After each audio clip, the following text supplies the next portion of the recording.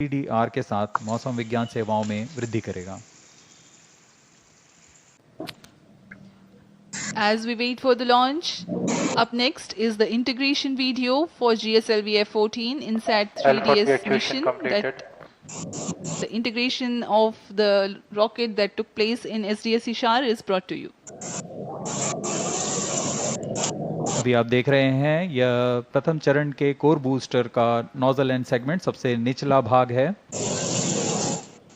इसे सावधानी पूर्वक मोबाइल लॉन्च पेडेस्टल पर रख दिया गया है और इसके ऊपर की ओर आ रहा है। यह मिडिल सेगमेंट है। यह प्रथम चरण का कोर बूस्टर कुल 5 भागों में बनाया जाता है।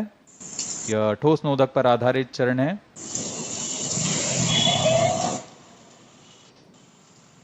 यह तीसरा मिडिल सेगमेंट रख दिया गया और यह अंत में सबसे ऊपर की ओर हेड एंड सेगमेंट है। बड़ी सावधानी और गुणवत्ता सुरक्षा सभी को ध्यान में रखकर यह काम किया जाता है। यह इग्नाइटर है जो कोर बूस्टर को प्रज्वलित करता है। यह इंटर स्टेज प्रथम तथा द्वितीय चरण के बीच में जो इंटर स्टेज है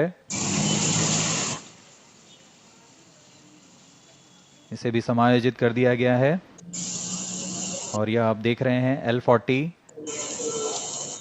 तरल नोदक पर आधारित स्ट्रैप-ऑन बूस्टर। यह भी कोर बूस्टर के साथ व्हीकल असेंबली बिल्डिंग पर लाकर सावधानी पूर्वक संयोजित कर दिया जा रहा है।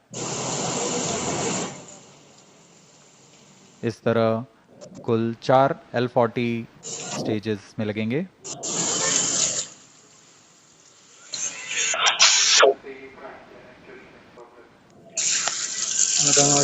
तरल नोदक पर आधारित यह L40 UH-25 तथा N2O4 को ईंधन के रूप में इस्तेमाल कर विकास इंजन का प्रयोग करता है और यह है द्वितीय चरण GS2 के नाम से हम जानते हैं।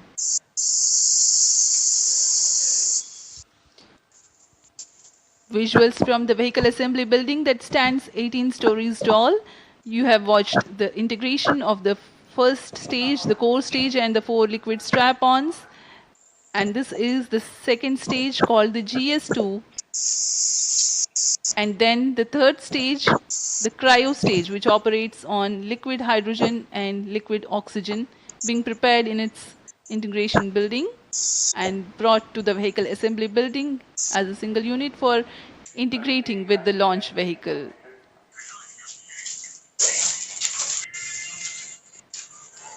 This is the equipment bay being hoisted very carefully and being placed on the cryo stage, upon which the satellite encapsulated assembly will sit. And these are the visuals from the clean room at the satellite preparation facility.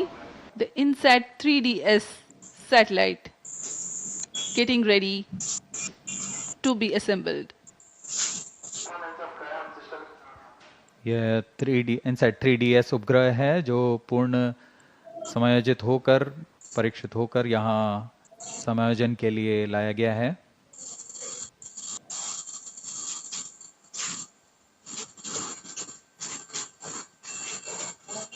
परीक्षण के पश्चात यहाँ इसे payload adapter के ऊपर समायोजित कर ऊष्मा कवच के अंदर सुरक्षित कर दिया जाएगा। That's the integration of the satellite with payload adapter, and then the closure of the 2 halves of heat shield or the payload fairing as it is called. It will now be moved from the satellite preparation facility to the vehicle assembly building. यह ओजिव आकार का ऊष्मा कवच है जो कि वायुगतिक के दौरान स्थिरता बनाए रखता है।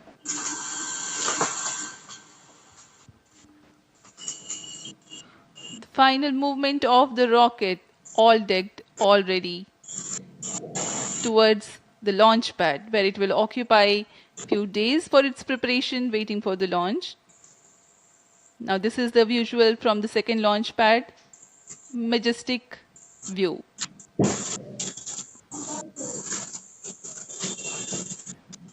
यहाँ पूर्ण संयोजित GSLV F-14 लॉन्च व्हीकल दृढ़ता से लॉन्च पैड पर खड़ा हुआ, अपने अंतिम जांचों के पश्चात प्रमोशन के लिए तैयार और अपने मिशन के लिए तैयार। सभी यहाँ उत्सुक प्रमोशन को देखने के लिए। T-8 minutes. For the GSLV launch, there are two major launch critical ground systems at the launch pad. The re-engageable launch hold and release system, RELHRS, ensures that the launch vehicle is held on the pedestal against disturbing forces during the strap-on engine startup and thrust buildup, and the pair of cryo arms which support the heavy vacuum insulated hoses for the servicing of LOX and LH2 from umbilical tower to the launch vehicle. This one separates and swings out milliseconds after liftoff sensing.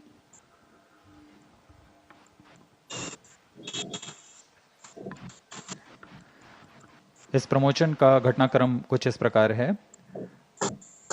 यहाँ उल्टी गिनती करते हुए T-4.8 seconds पर तरल नोदक वाले 4 L40 strap-on का प्रज्वलन शुरू होगा। उचित दाब की प्राप्ति होने पर LHRS launch hold and release system T-7 minutes. को मुक्त कर दिया जाएगा और तभी T0 पर कोर बूस्टर S139 का प्रज्वलन शुरू होगा। इस समय प्रमोशन यान का प्रमोशन होगा और प्रमोशन मंच से उत्थापित होगा। प्रथम चरण लगभग 110 सेकंड तक प्रज्वलित रहकर यान को 40 किलोमीटर की ऊंचाई प्रदान करेगा, लेकिन L40 स्टेज 148 सेकंड तक प्रज्वलित रहेंगे। अब यान की ऊंचाई 70 किलोमीटर की होगी, तब प्रथम चरण को यान से पृथक कर दिया जाएगा। इस यान में द्वितीय चरण का प्रज्वलन पहले शुरू हो गया और पृथक के तुरंत बाद ही द्वितीय चरण का प्रज्वलन शुरू हो जाता है। इसे हम हॉट सेपरेशन कहते हैं। अब यान 70 किलोमीटर की ऊंचाई पर 2.28 किलोमीटर प्रति सेकंड के वेग के साथ अपने यात्रा जारी रखेगा और द्वितीय चरण का प्रज्वलन के 24 सेकंड के पश्चात 110 किलोमीटर की ऊंचाई प्राप्त कर लेने पर 6 minutes. यान से ऊष्मा कवच को पृथक कर दिया जाएगा। द्वितीय चरण अपना कार्यकाल 141 सेकंड का पूरा कर यान को 130 किलोमीटर की ऊंचाई पर ले जाएगा तथा यहाँ पर सापेक्ष गति होगी 4.76 किलोमीटर प्रति सेकंड। तत्पश्चात GS2 यानी द्वितीय चरण को यान से पृथक कर दिया जाएगा। यह पूरा काम ऑन बोर्ड कंप्यूटर द्वारा संपन्न किया जाता है। द्वितीय चरण के अलग होने के 1 सेकंड पश्चात ही सबसे जटिल इंजन वाले क्रायो इंजन का प्रज्वलन शुरू कर दिया जाएगा। यह तरल ऑक्सीजन और तरल हाइड्रोजन पर आधारित यह वह अंतिम चरण है जो इनसेट 3DS उपग्रह को करीबन 827 सेकंड प्रज्वलित रहकर उद्दिष्ट कक्षा में स्थापित करेगा।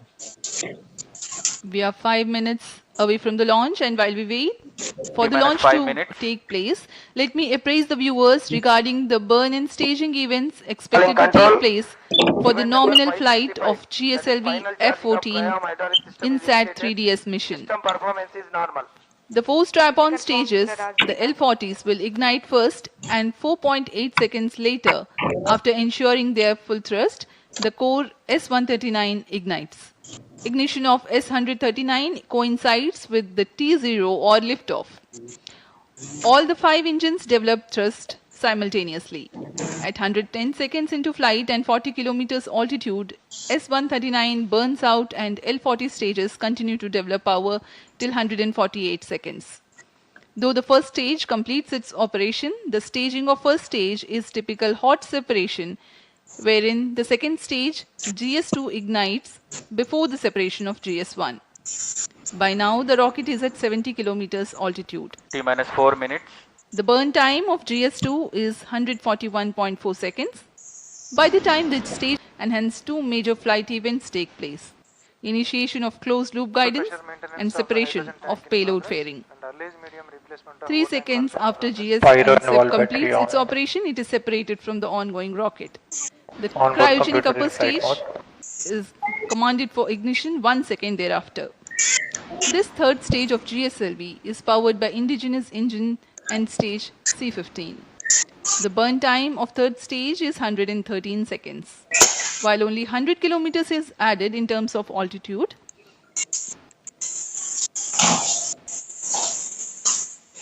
the relative velocity addition is remarkable, 5 kilometers per second. Cryo stage begins, the relative velocity is 16,920 kilometers per hour.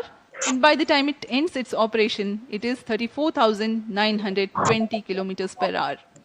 This high velocity is characteristic of geosynchronous transfer orbit. The spacecraft of the mission INSAT 3DS is scheduled to be injected at 1123 seconds into flight, or as close as possible to this time mark when the right orbital parameters are achieved. This is the periapsis of the orbit. Once the spacecraft reaches the apoapsis of this high eccentricity orbit, it performs a burn using spacecraft propulsion to circularize its orbit.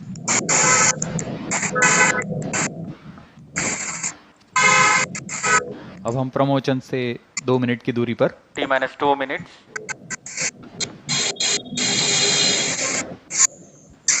Excitement for the launch building up. We are very close to the launch, about 90 to 100 seconds away.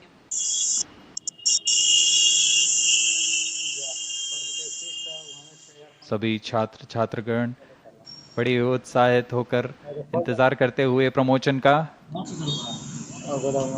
भारी संख्या में यहाँ उपस्थित हैं। मौसम पूरी तरह अनुकूल, शाम का समय है। ये सारी गतिविधियां सुचारू रूप से जारी हैं। Oxygen tank ready.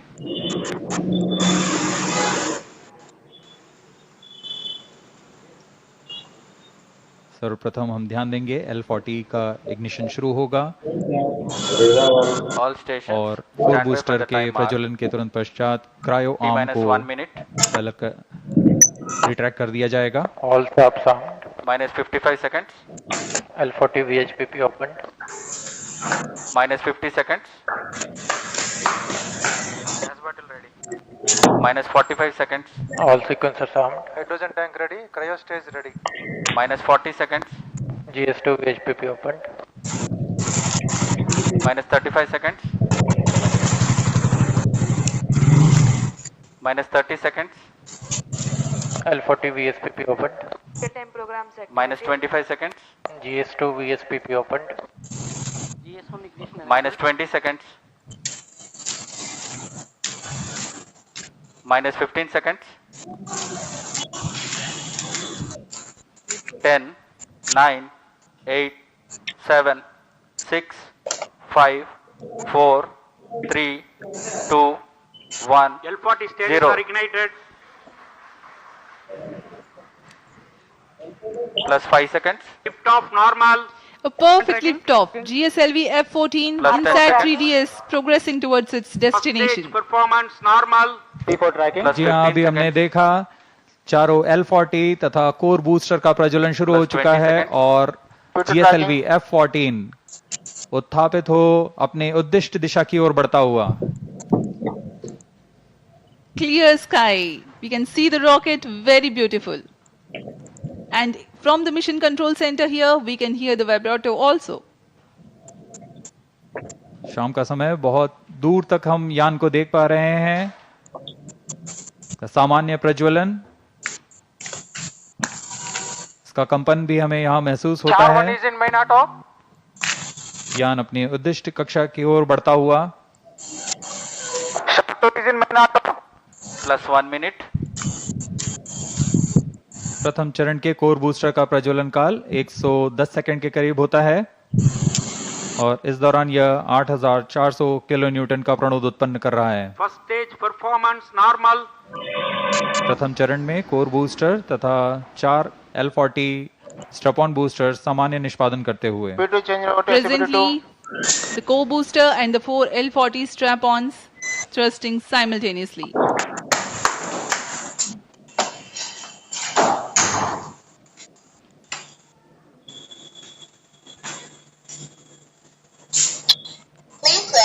S-139 scheduled to burn for 110 seconds.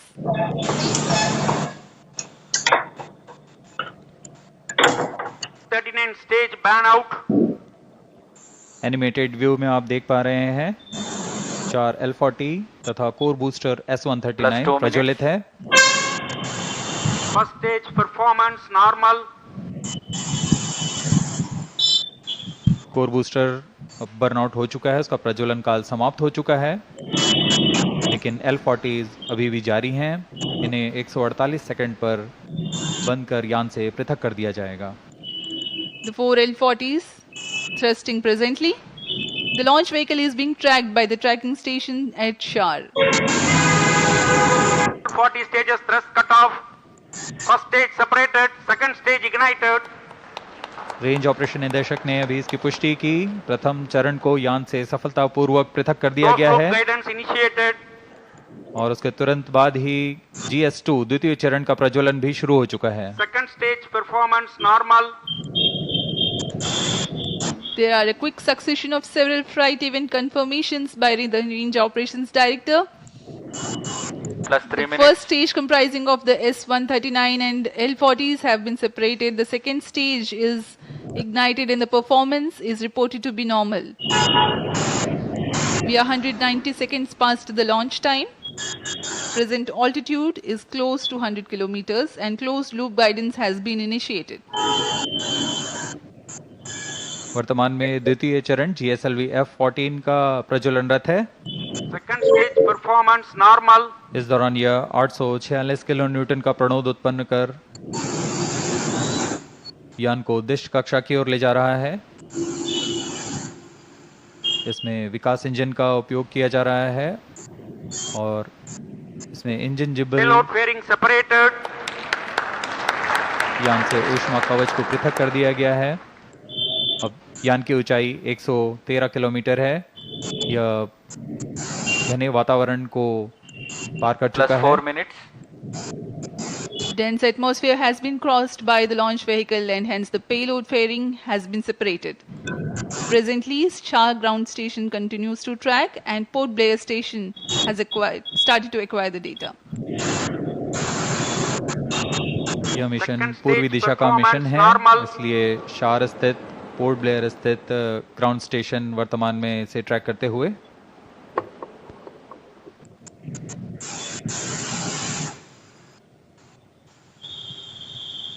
The planned burn time of GS2 is Stage is 141.4 authorized. seconds.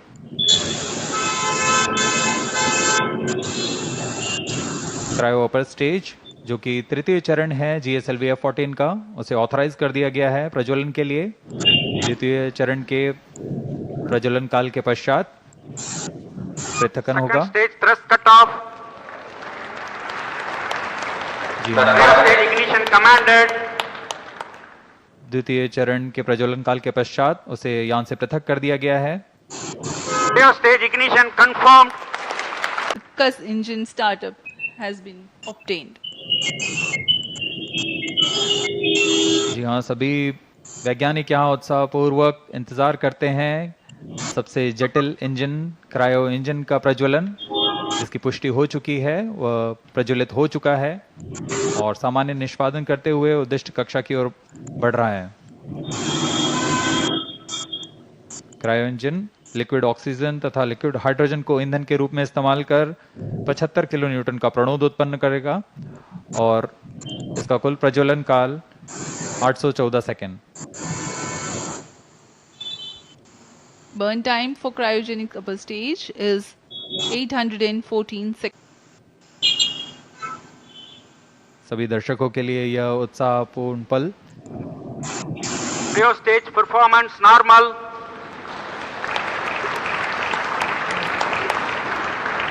Present relative velocity is close to 5 kilometers per hour. The cryo stage. I'm sorry, the relative velocity presently is 5 kilometers per second.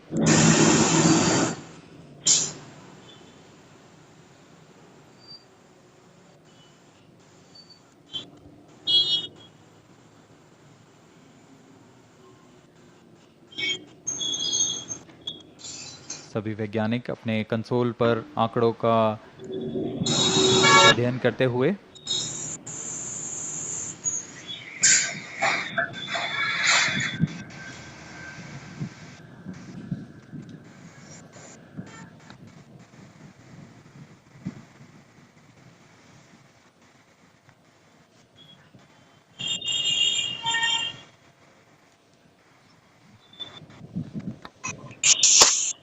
इस mission के मुख्य उद्देश्य इस प्रकार हैं।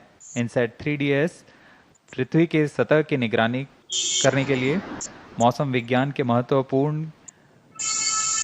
के विभिन्न वर्णक्रमीय चैनलों में समुद्र और उसके पर्यावरण का प्रेक्षण करना, वायुमंडल के विभिन्न मौसम संबंधी मापदंडों की ऊर्ध्वाधर रूपरेखा तैयार करना, डेटा संग्रह तथा डेटा प्रसारण की क्षमता को बढ़ाना, उपग्रह की सहायता से खोज एवं बचाव सेवाएं प्रदान करना। यह सभी उद्देश्यों के साथ इनसैट 3DS यात्रारत है अपने उद्दिष्ट कक्षा की ओर। +8 minutes. The satellite INSAT 3DS is fully funded by the Ministry of Earth Sciences. Various of its departments such as India Meteorology Department, IMD, National Center for Medium Range Weather Forecasting, NCM RWF, Indian Institute of Tropical Meteorology, IITM, National Institute of Ocean Technology, NIOT, and Indian National Center for Ocean Information Services, INCOIS, and various other agencies and institutes will be using INSAT 3DS satellite data to provide improved weather forecasts and meteorological services.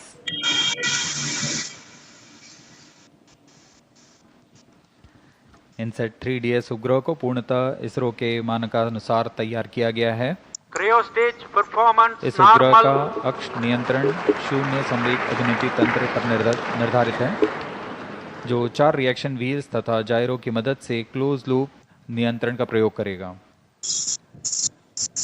इसमें ऊर्जा तंत्र में 100 ampere hour lithium ion battery के साथ एक तरफा सौर panel का प्रयोग किया जा रहा है, जो लगभग 1.6 किलोवाट की ऊर्जा उत्पन्न करेंगे। इसमें सक्रिय तथा निष्क्रिय ताप नियंत्रण का इस्तेमाल किया जा रहा है।